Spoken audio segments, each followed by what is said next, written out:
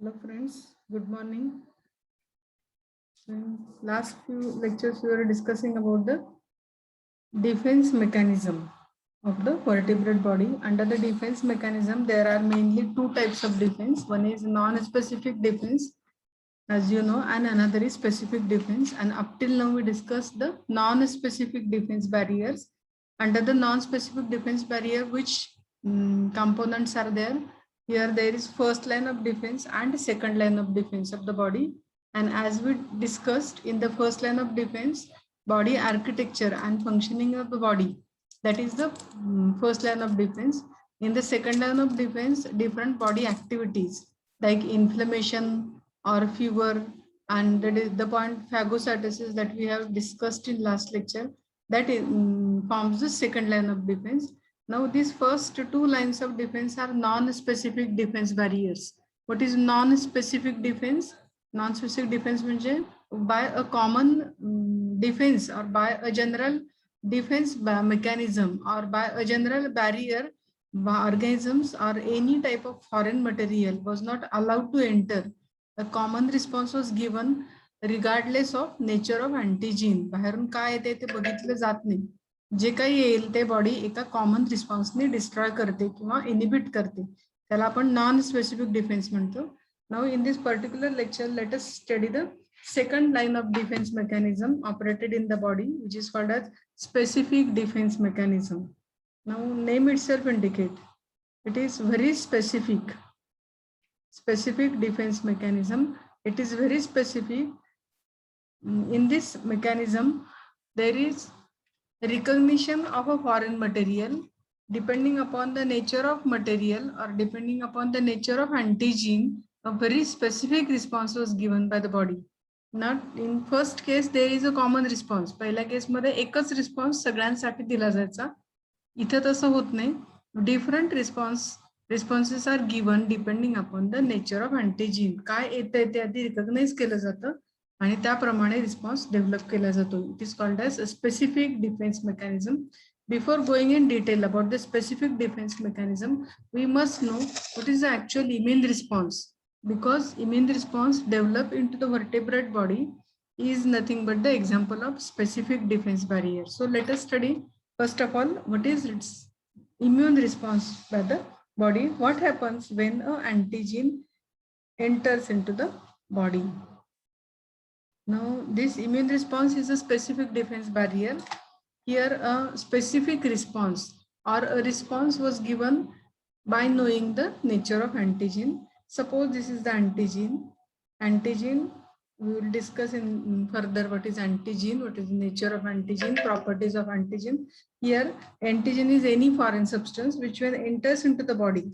So जेव्हा body मध्ये enter will, in the body there are two types of the immune cells. This specific response was formed by specific immunity or specific defense mechanism was given by two types of the cells. These cells are lymphocytes. There are two types of lymphocyte. One is B lymphocyte and another is the T lymphocyte. These B and T lymphocyte carries surface receptors on their cell surface. These receptors are nothing but IgD type of the antibodies. These are different receptors for different antigen entering into the body. T cells also have the receptors. Now what happens when antigen enters into the body? That antigen may get migrated. Mostly it get migrated towards the B cell.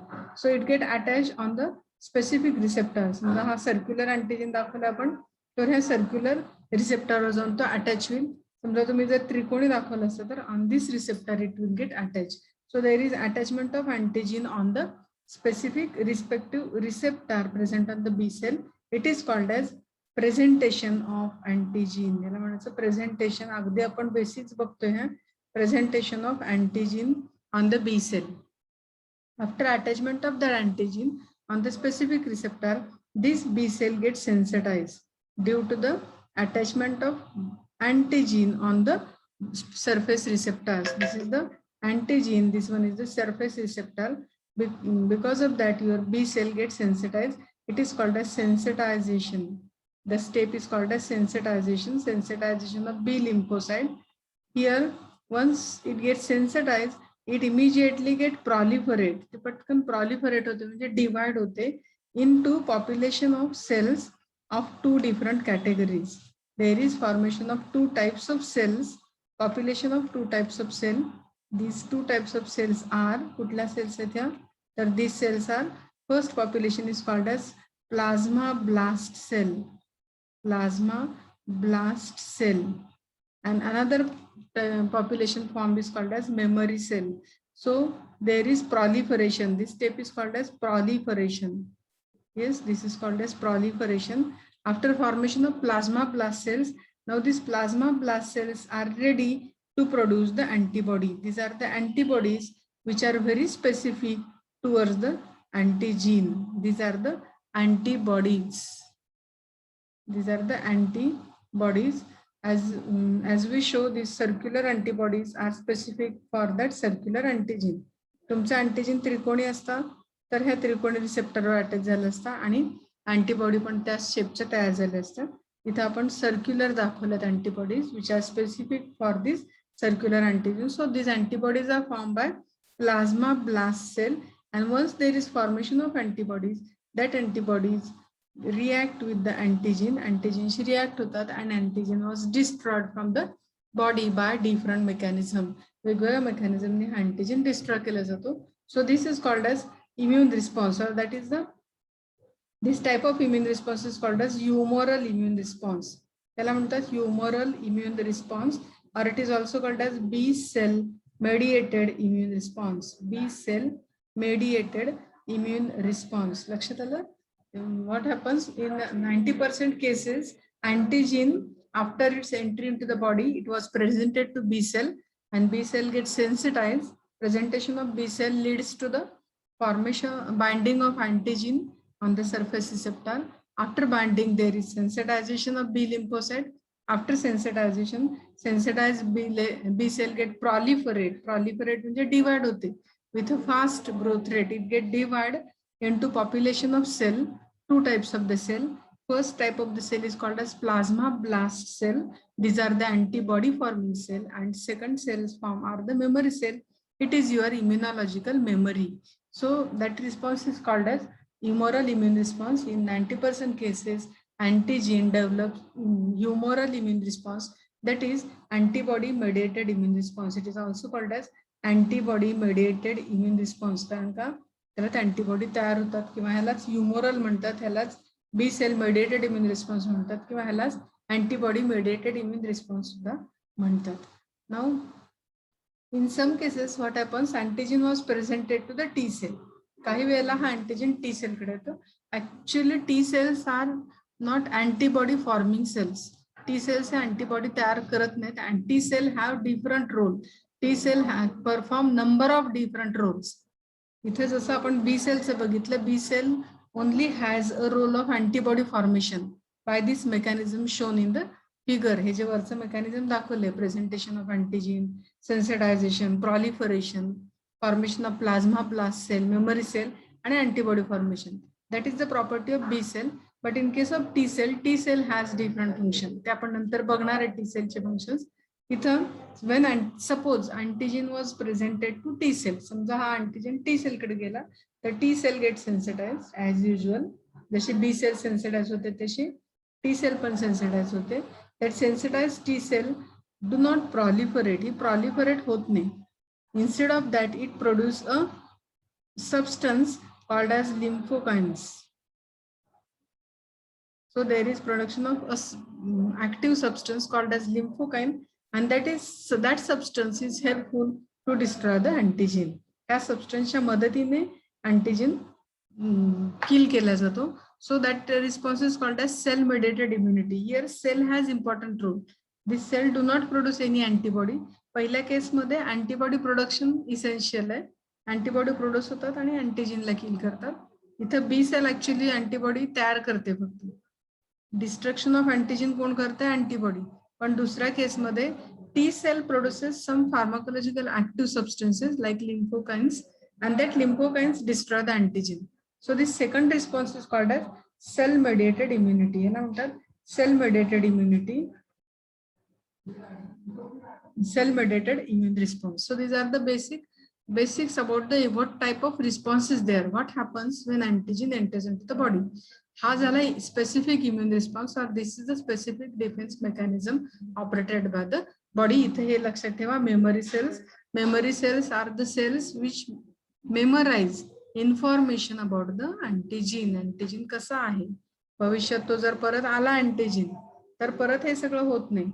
To develop this immune response, body will take 3 to 4 days. हे सगळं करायला body 3-4 दिवस घालवते, antibody तयार करते आणि नंतर antigen किल होतं. पण त्या meanwhile antigen will grow in your body. त्यावेळेला अँटीजन तुमच्या बॉडीमध्ये ग्रो होत असतो. एक 4 ते 5 दिवसांनी जेव्हा अँटीबॉडी प्रोडक्शन होईल तेव्हा तुमचं अँटीजन डिस्ट्रॉय होणार आहे.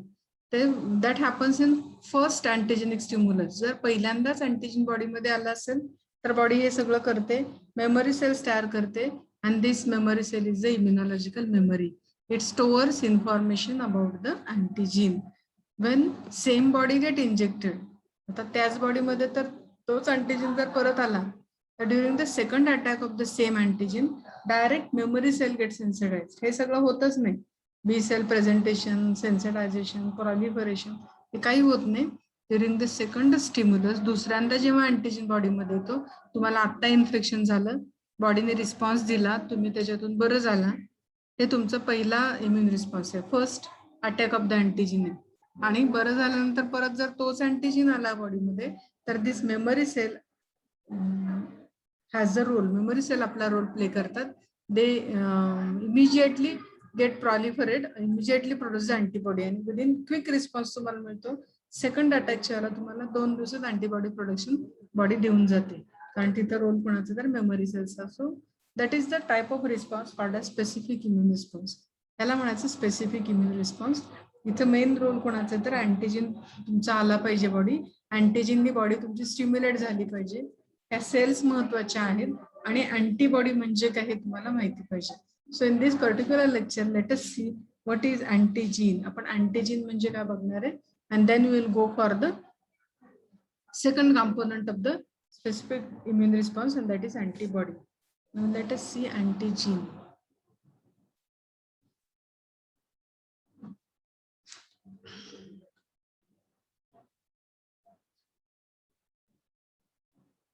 Antigen. Now what is antigen? As I told, any foreign material entering into the body is called as antigen. So first and very important description about the antigen is a foreign substance. It should be always foreign to the body. Our own body component, own body or tissue or cell or part cannot act as antigen. आपल्या स्वतः substance एखादा किंवा biomolecule body मधल्या बॉडीमध्ये antigen म्हणून act होत नाही. Antigen is should be always foreign. So antigen is a foreign substance which when enters into the body. How to define the antigen? Here we'll see the definition. इथे आपण definition बघतोय. Definition मध्ये एक 4 मुद्दे महत्वाचे आहेत. कुठले कुठले तर antigen is a foreign which when enters into the body. तो जेव्हा बॉडीमध्ये एंटर्स होईल, आता कोण कसा enter, which when enters in the body intraperitoneally. Intraperitoneally म्हणजे आउटसाइड द डायजेस्टिव्ह ट्रॅक्ट. तो पेरिटोनियली जे गेला, पेरिटोनियल म्हणजे तोंडावाटे गेला तर तो डायजेस्टच होणार आहे. पण आउटसाइड द डायजेस्टिव्ह ट्रॅक म्हणजे माउथ सोडून बाकीचे जिथून एंट्री आहे बॉडीला, मग तुमच्या स्किन मधून कट झाला, स्किन मध्ये एंटर झाला, तुमच्या रेस्पिरेटरी सिस्टीम मध्ये गेला तर इंट्राव्हेनस आहे, सबक्युटॅनस आहे, अशा बाकीच्या रूट्सनी जर अँटीजन एंटर झाला तरच तो तुम्हाला इम्युन रिस्पॉन्स डेव्हलप करून देतो. So it is a foreign substance which when enter intraperitoneally, enter into the body intraperitoneally, it elicits म्हणजे तुमच्या बॉडीकडून करून घेणे, स्टिम्युलेट करणे. इलिसिट्स अँटीबॉडी फॉर्मेशन, तो बॉडीला अँटीबॉडी फॉर्मेशन करायला लावतो. Elicits antibody formation and react with antibody very specifically and in observable manner. These 2 terms are very important. And observable, this substance is called as antigen. कसं define करणार? Any antigen is a substance which is foreign. It is a foreign substance which when enters into the body intraperitonially, that is outside the digestive tract, intraperitonially, it elicits the antibody production. It elicits antibody production means it stimulate your body, तुमच्या बॉडीला तो सांगतो की आता antibody तयार करा. आता मग अशी जसं डिस्कस केलं त्याप्रमाणे it elicits antibody production and react with that antibody specifically and observable manner. त्या अँटीबॉडीशी तो रिॲक्ट कसा होतो, अँटीजेन तो अँटीबॉडी जशा अँटीजेन्स असतील त्याप्रमाणे अँटीबॉडीज तयार होतात, स्पेसिफिक अँटीबॉडीज तयार होतात आणि त्या अँटीबॉडीज जाऊन अँटीजेनशी रिॲक्ट होतात. म्हणजे तुमच्या अँटीजेनशी अँटीबॉडीशी रिॲक्ट पण झालं पाहिजे, स्पेसिफिक अँटीबॉडीशी रिॲक्ट झालं पाहिजे आणि ही जी रिॲक्शन आहे we can observe this reaction. ही रिॲक्शन आपल्याला ऑब्झर्व करता येते. We can observe this reaction, so reaction should be observable. So again finally I repeat the definition. Antigen is a foreign substance which when enter into the body intraoperatively, it elicits the antibody formation and react with that antibody specifically and in observable manner. That is called as antigen. लक्षात आलं का? आता मगाशी जो response बघितला त्यात antigen गेला, बी सेलला attach झाला, प्रेझेंटेशन झालं, बाइंडिंग झालं, स्टिम्युलेशन झालं, प्रॉलिफरेशन झालं, अँटीबॉडी फॉर्म झाल्या आणि त्या अँटीबॉडी जाऊन अँटीजेनशी रिॲक्ट झाला. हे सगळं जर बॉडीने केलं तरच त्या फॉरेन सबस्टन्सला तुम्ही अँटीजेन म्हणू शकता. So that is about the definition of antigen. Now antigen shows the two properties. अँटीजेनला मेन दोन प्रॉपर्टीज आहेत. that property should be present in that substance, then and then only that substance can be called as an antigen. कुठल्या properties आहेत तर first is antigenicity. Antigenicity, it is also called as immunogenicity. This antigen is also called as immunogen. Antigen ला दुसरा synonym काय, immunogen. So immunogenicity. And second is second very important property of the antigen is antigenic react specificity, immunogenicity, and second and very important property is immunological specificity. Immunological specificity. Immunological specificity. These properties should be there in that foreign substance. त्या सबस्टन्सला अँटीजेनिसिटी पण पाहिजे, immunological specificity पण पाहिजे. अँटीजेनिसिटी म्हणजे काय तर ability to, तो जेव्हा अँटीजेन बॉडीमध्ये एंटर होईल तेव्हा त्यांनी बी सेलला अटॅच व्हायचे, बी सेलला सेन्सिटाईज करायचे आणि बी सेलनी म्हणतं अँटीबॉडी तयार करायचे. ही जी प्रॉपर्टी आहे, property to produce antibody is called as antigenicity. एखादा फॉरेन मॉलिक्यूल आला आणि तो रिकॉग्नाइज झाला नाही अँटी बी सेलला तर तो अँटीजेन म्हणून ऍक्ट होत नाही, बॉडी त्याला पटकन डिस्ट्रॉय करून टाकते. So that substance should has the property to produce antibody. Antibody production करून घेतलं पाहिजे आपल्या बॉडीकडून, that is called as antigenicity. आणि इम्युनॉलॉजिकल स्पेसिफिसिटी म्हणजे काय तर immunological specificity, antigenicity also involve the reactivity. Antigenicity मध्ये रिॲक्टिव्हिटी पण येते, नुसतं प्रोड्यूस होऊन चालत नाही अँटीबॉडी. अँटीबॉडी तो अँटीजेनशी रिॲक्ट पण झाला पाहिजे. So production of antibody and reaction of antibody to our antigen is called as antigenicity. आणि immunological specificity means the specific antigen only react with the specific antibody. तुमचं जसं आता आपण फिगरमध्ये गोल अँटीजेन दाखवला, अँटीबॉडीज पण गोल दाखवला. So that is immunological specificity. Their reaction should be very specific. Only specific antibody will react with the specific antigen. So that is the two properties. That two properties should be there in the antigen. Now while talking about the antigen, there are two terms. दोन terms ultimately येतात. पहिली आहे ते hapten. Hapten is the incomplete antigen. आणि दुसरी term येते ते complete antigen. तर हॅप्टन कोणाला म्हणतात तर hapten is the foreign substance which cannot elicit antibody production. तो हे करू शकत नाही, आपल्या बॉडीकडून अँटीबॉडी फॉर्म करू शकत नाही, but it can react with antibody. ज्या प्रीफॉर्म अँटीबॉडी नॉर्मली होतं काय की in the healthy body there is always a low level of preform antibody. तुम्हाला कुठला पण इन्फेक्शन नसेल, कुठलाच अँटीजेन तुमच्या बॉडीमध्ये एंटर गेलेलं नसेल तरीही बॉडीकडे एक कायम अँटीबॉडी प्रोडक्शन झालेलं असतं किंवा करून ठेवलेलं असतं बॉडीने. आणि लो लेवल अँटीबॉडीज ह्या कायम असतात ब्लडमध्ये, सिरममध्ये. त्याला प्री फॉर्म्ड अँटीबॉडी म्हणतात, आधीच तयार ठेवलेले. तर त्या अँटीबॉडीशी जाऊन हे हॅप्टन्स रिॲक्ट होतात. त्यांना नवीन अँटीबॉडी तयार करता येत नाही. Haptens are incomplete antigen. They cannot elicit your body to produce the antibody. They cannot say your body to produce antibody. They cannot sensitize your body for the antibody production, but they react to the antibody. तयार जर असतील तर त्यांच्याशी ते react होतात, पण ते स्वतः अँटीबॉडी तयार करून घेऊ शकत नाहीत. That is called as hapten. So haptens are the incomplete antigen which only can react with antibody, but they cannot able to produce antibody. Only can react to the antibody, but there is no production of antibody by the hapten. आणि complete म्हणजे काय, तर आता आपण जे define केलं, जे antibody production पण करतं आणि रिॲक्ट पण होतं, म्हणजे ज्याच्याकडे अँटीजेनिसिटी पण आहे. Antigenicity is ability to produce the antibody, आणि जो इम्युनॉलॉजिकल स्पेसिफिसिटी पण दाखवतो, म्हणजे रिॲक्ट पण होतो. That is called as complete antigen. So this is the terms related to the definition of antigen. Now let us study the properties of the antigen. Here suppose for example मी एक antigen घेते, suppose salmonella typhi असं consider करा. दिस is the antigen. कारण हा body मध्ये गेला की body immune response develop करते आणि किल करते ह्या साल्मोनेला टायफीला. This is the salmonella typhi. Consider याला परिट्रिकस फ्लॅजेला असतो. हा जर बॉडीमध्ये गेला, इम्युन रिस्पॉन्स डेव्हलप झाला तर काय होतं, हे बॅक्टेरिया किल करते बॉडी आणि तुम्हाला डिसीज होत नाही, म्हणजे इम्युन रिस्पॉन्स मिळाला बॉडीकडून. पण तो इम्युन रिस्पॉन्स जर कमी असेल, वीक असेल, तर हा अँटीजन काय करतो, ओव्हरकम होतो, त्याला जास्ती होतो आणि मग तो डिसीज कॉज करतो. त्यामुळे एकतर इम्युन रिस्पॉन्स मिळेल किंवा इम्युन रिस्पॉन्स वीक असेल तर बॉडी इन्फेक्ट होईल, डिसीज होईल. आता जेव्हा हा अँटीजन असेल सॅल्मोनेला टायफी, हा बॉडीमध्ये एंटर झाल्यावर हा रिकग्नाइज केला जातो बी सेल कडून.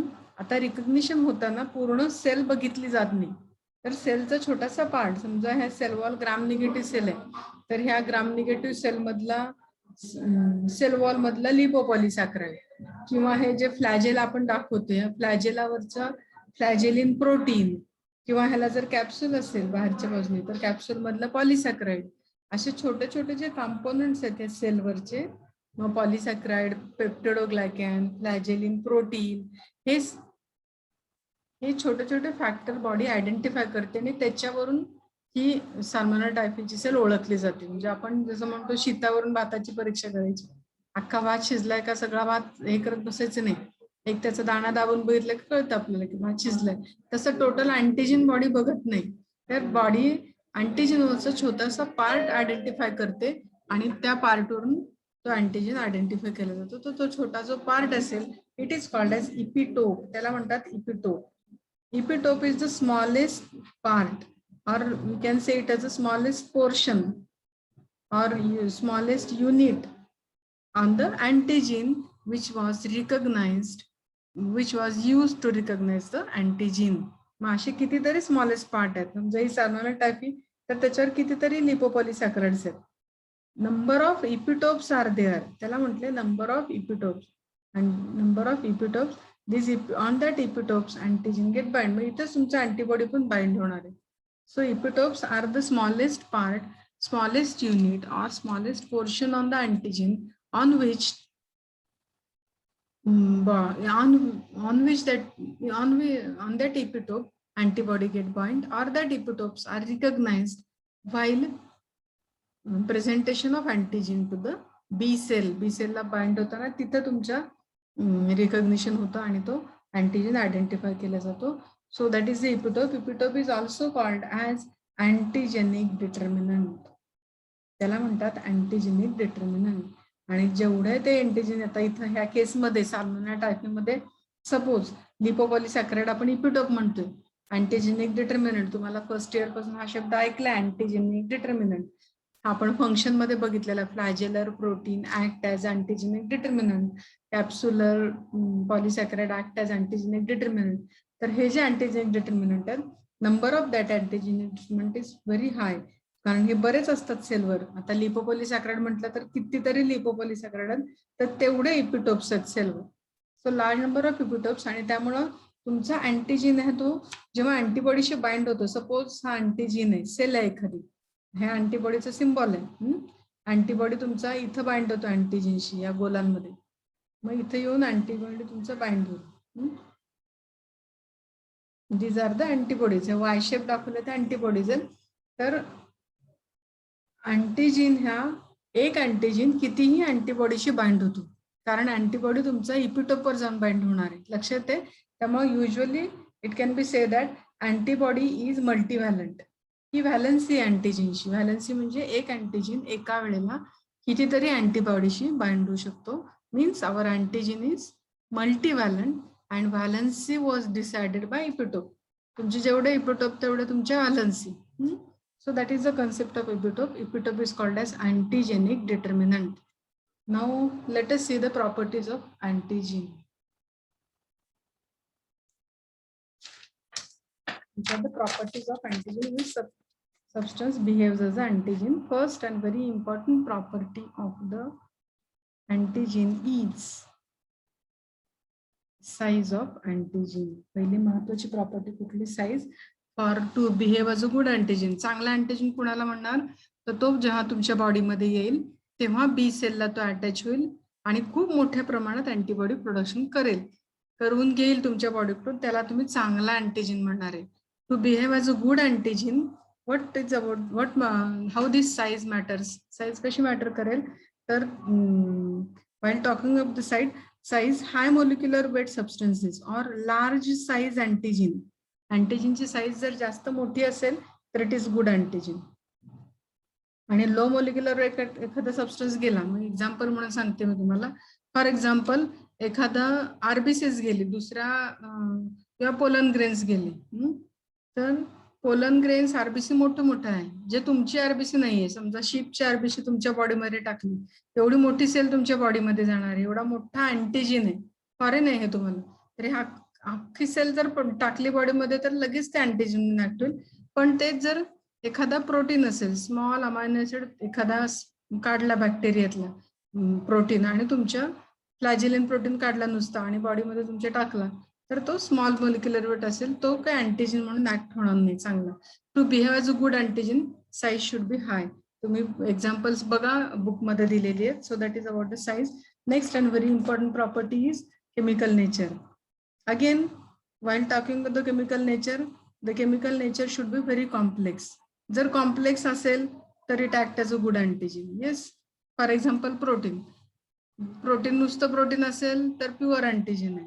पण जर ग्लायकोप्रोटीन असेल, म्हणजे प्रोटीन पण आहे आणि ग्लुकोज पण आहे त्याच्या स्ट्रक्चर मध्ये, म्हणजे कॉम्प्लेक्स झालं हे, तर तो गुड अँटीजन आहे. आणि सिम्पल असेल केमिकल नेचर तर act as a poor antigen. हे पण त्याचे बुक्स मध्ये एक्झाम्पल्स बघा. Next solubility. सोल्युबिलिटी मध्ये काय, तर if antigen is non soluble असेल, समजा एखादं केमिकल असेल, पॉलिमरिक केमिकल असेल, प्लास्टिक सारखं केमिकल असेल, हायड्रोकार्बन असेल, की जे डिझॉल्व्ह होत नाही बॉडीमध्ये तुमचे, नॉन सोल्युबल असेल तर it act as a poor antigen. तो पुअर म्हणून ऍक्ट होतो. पण एखादा सबस्टन्स सोल्युबल असेल टिश्यू फ्लुइड्स मध्ये तर it act as a good antigen. Again, you see the examples in your book. The next is foreignness. Definition मध्येच बघितले आपण. Antigen should be foreign. Antigen जर फॉरेन असेल तरच तो अँटीजन म्हणून ऍक्ट होईल. आणि it should be more foreign.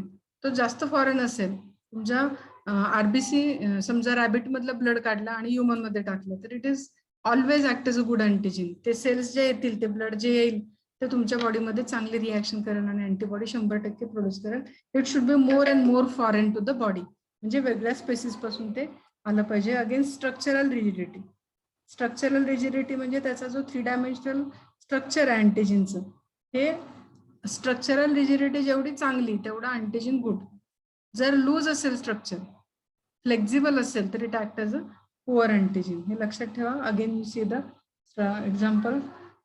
Then इपिटोप्सचं मग अशी सांगितलं, more the epitopes more is good is the antigen. Route of antigen हे पण महत्वाचं आहे. Route of entry of antigen. Antigen तुमच्या बॉडीत कुठं जातो हे महत्वाचं मॅटर करतं. तो जर पेरिटोनल रूट मधून गेला, म्हणजे तोंडावाटे एखादा फॉरेन सबस्टन्स गेला, आपण कितीतरी खातो काही सगळं फॉरेनच आहे आपल्याला, मग इम्युनिटी डेव्हलप होते का? नाही होत. कारण जर पेरिटोनियली गेला म्हणजे तोंडावाटे गेला इंटेस्टाईन मध्ये, तर आपली इंटेस्टाईन त्याला डायजेस्ट करते. पण इंटेस्टाईन सोडून म्हणजे तोंडावाटे हा रूट सोडायचा आणि त्याच्याशिवाय बाकीचे रूट्स कुठले आहेत तर तुमची स्किन आहे, स्किन ओपन झाली, सबक्युटनस आहे, इंट्राव्हेनस आहे, नोज मधून गेला, आईज मधून गेला तर मात्र तो तुमचा चांगला अँटीजन म्हणून ऍक्ट होईल. सो इंट्रापेरिटोनल हा शब्द लक्षात ठेवा. इंट्रापेरिटोनल म्हणजे आउटसाइड द डायजेस्टिव्ह ट्रॅक. मग सबक्युटनस असेल, इंट्राडर्मल असेल, इंट्राव्हेनस असेल, इंट्रामस्क्युलर असेल तर तो गुड अँटीजन म्हणून ऍक्ट होतो. त्याच्यानंतर डोस ऑफ अँटीजन किती द्यावा लागेल. मग अँटीबॉडी प्रोडक्शन व्हायचं असेल तर केवढं इन्फेक्शन झालं पाहिजे तर दॅट शुड बी ऑप्टिमम. खूप जास्ती अँटीजन जर गेले तर बॉडी तुमची टॉलरेट इम्युनॉलॉजिकल टॉलरन्स तयार करते आणि इम्युन रिस्पॉन्स तुम्हाला चांगला मिळत नाही. खूप कमी अँटीजन गेले तरी बॉडी तिथे इम्युन रिस्पॉन्स डेव्हलप करत नाही. तर to form a proper response body should have optimum dose of the antigen. लक्षात येते. Then next and last property is the so these are the 7 different properties of an antigen. To behave as a good antigen, that substance should have all these properties. Now last point is the types of antigen. Let us see which are the types of antigen. Here antigens are basically divided types of antigen. Yes, types of antigen. Here antigens are divided as autoantigen. Second one is isoantigen, autoantigen, isoantigen, heterophile antigen, heterophile antigen. It is also called as cross-reactive antigen. Then next one very important is histocompatibility antigen. Histocompatibility antigen. And last is T cell dependent and T cell independent antigen. त्यासाठी तुम्हाला मगाशी immune response concept कळला पाहिजे. Now first is auto antigen. Auto means self. आपण definition मध्येच म्हणतो की antigen should be foreign. म्हणजे ऑटो अँटीजन काय बनगड आहे तर in some cases our own body substances behave as a antigen. काही वेळेला आपल्या बॉडीमधले काही स्वतःचे सबस्टन्सेस अँटीजन म्हणून डेव्हलप होतात आणि बॉडीकडून रिस्पॉन्स डेव्हलप करतात, अँटीजन तयार होतात. अशा केसमध्ये ऑटो इम्युन डिसीजेस होतात. कुठला आहे ऑटो अँटीजन तर our eye lens protein. Eye lens protein या लेन्स मध्ये प्रोटीन्स असतात which are coated in which are present in that eye lens and which are coated proteins. ते डायरेक्ट बी सेलच्या contact मध्ये कधी येतच नाहीत. पण जर इंजुरी असेल आय लेन्सला तर हे प्रोटीन्स बाहेर येतात, बी सेलच्या कॉन्टॅक्ट मध्ये येतात आणि बी सेलला ते फॉरेन वाटतात आणि बॉडी डेव्हलप करते. दुसरं म्हणजे sperms in the testes. Testes मधले स्पर्म्स की जे नंतर डेव्हलप होतात बॉडीमध्ये ऍडोलेसन्स पिरियड मध्ये, जे सुरुवातीला नसतातच. त्यामुळे बॉडीला हे माहिती नाही, ते प्रोटेक्टेड इन द टेस्टीज. पण टेस्टीजला इंजुरी असेल, स्पर्म्स बाहेर आले तर ओन स्पर्म स्वतःचे स्पर्म्स हे अँटीबॉडी म्हणून अँटीजीन म्हणून ऍक्ट होतात. So these are the examples. Auto अँटीजीनचे एक्झाम्पल्स आहेत आयलेन्स प्रोटीन आणि sperms in the testes. So that is about the antigen. Iso antigen म्हणजे काय तर isoantigen is the antigen in the they are normally occur in the identical twins. They occur in some species of the same some individuals of the same species. Some individuals of the same species have that antigen. For example, blood group antigen. आता spaces human आहे. आयसो अँटीजनचं example तर human spaces आहे आणि आपण वेगवेगळे individuals आहेत. माझा blood group O आहे तर काही लोकांचा ब्लड ग्रुप आहे, आमचे अँटीजन मॅच होतील. पण आणखीन काही लोकांचा ब्लड ग्रुप ए असेल तर ओ आणि ए चे अँटीजन मॅच होणार नाहीत. म्हणजे some individuals of the same species. Individual वेगळे वेगळे आणि स्पेसिस एकच आहे तर वेगवेगळ्या इंडिव्हिज्युअल मध्ये वेगवेगळे आपल्याला अँटीजन मिळून जातात. स्पेसिस आपली जरी एक असेल ह्युमन स्पेसिस तर ब्लड ग्रुप वेगळे आहेत, त्यामुळे ब्लड ग्रुपचा अँटीजन प्रत्येक ब्लड ग्रुपच्या पर्सन मध्ये वेगळा असेल. That is iso antigen. Heterophile antigens म्हणजे त्याच्या उलट आहे. हेटेरोफाईल मध्ये काय तर सम डिफरंट स्पेसिस, समजा प्लांट आहे, गिनी पिग्स आहे, रॅट आहे, ह्युमन आहे किंवा हॅमस्टर मंकी आहे, ह्या सगळ्यांमध्ये एक कॉमन अँटीजन मिळतो. that antigen is called as Forssman antigen. Forssman antigen. ह्या अँटीजेनचं काम काय तर this is the antigen glycolipid. ह्याचं नेचर काय तर आरबीसी वरचं एक ग्लायकोलिपिड आहे. हे सगळ्यांमध्ये सेम मिळतं तुम्हाला. मग डॉगमध्ये, कॅटमध्ये, वेल, टर्टल, चिकन, शीप या सगळ्यामध्ये हा अँटीजेन मिळतो. It develop the same antibody. एकाच टाईपची अँटीबॉडी तयार करतो. आयसो अँटीजेनच्या उलटे हेट्रोफाईल. आयसो म्हणजे काय तर एकच स्पेसिस इंडिव्हिज्युअल वेगवेगळे आणि वेगवेगळे अँटीजेन्स असतात. Example blood group. आणि हेट्रोफाईल त्याच्या अपोजिट. स्पेसिस वेगळ्या पण अँटीजेन सेम. लक्ष येते. म्हणजे कोणतं अँटीजेन येतं एक्झाम्पल आरबीसी वरचे काही ग्लायकोलिपिड्स आहेत त्यांना फोर्समन अँटीजेन हे नाव दिले because that Forssman explain that antigen. तेव्हा तो नाव दिले फोर्समन. मग ह्या आरबीसी तुम्ही शिप मधल्या घ्या, गोट मधल्या घ्या, टर्टल मधल्या घ्या किंवा हॅमस्टर मधल्या घ्या, टॉड मधल्या घ्या, ह्या सगळ्यामध्ये हा अँटीजेन मिळतो. सेम अँटीजेन मिळतो. Then histocompatibility. It is the antigen which has role. It is a cellular antigen. पहिल्यांदा महत्वाचं म्हणजे हा सेल्युलर अँटीजेन आहे. ग्राफ्टिंग मध्ये हाचा रोल प्ले करतो. ग्राफ्टिंग म्हणजे टिश्यू ट्रान्सप्लांटेशन. टिश्यू ट्रान्सप्लांटेशन मध्ये जे अँटीजेन इन्व्हॉल्व असतात किंवा माझ्या फॉर एक्झाम्पल माझे टिश्यूज काढल्या आणि दुसऱ्या बॉडीमध्ये ट्रान्सफर केल्या तर त्या ऍक्सेप्ट होत नाहीत. माझ्या स्किनचा पार्ट दुसऱ्या बॉडीला ऍक्सेप्ट होत नाही. That is histocompatibility antigen. That is the grafting antigen involved in the grafting. And last is the T cell dependent, T cell independent. म्हणजे काय तर आपण इम्युन रिस्पॉन्स मध्ये बघितले अँटीजेन येतो, बी सेलला अटॅच होतो आणि पुढचं सगळं होतं. पण ही जी अटॅचमेंट आहे बी सेलवर, for that attachment T helper cells are required. T helper cells काय करतात अँटीजेनला मदत करतात to get bind on the B lymphocyte. आणि हे जी मदत घेतली हे जी मदत घेतात अँटीजेन्स त्याला म्हणतात T cell dependent antigen. The antigens which with the help of T lymphocytes or T helper cells, these antigens get bind to the B lymphocyte. It is called as T cell dependent antibody. That antigens required help of T cell to produce the antibody. आणि दुसरा type आहे तो T cell independent. Name itself indicate. They do not require help of T helper cell.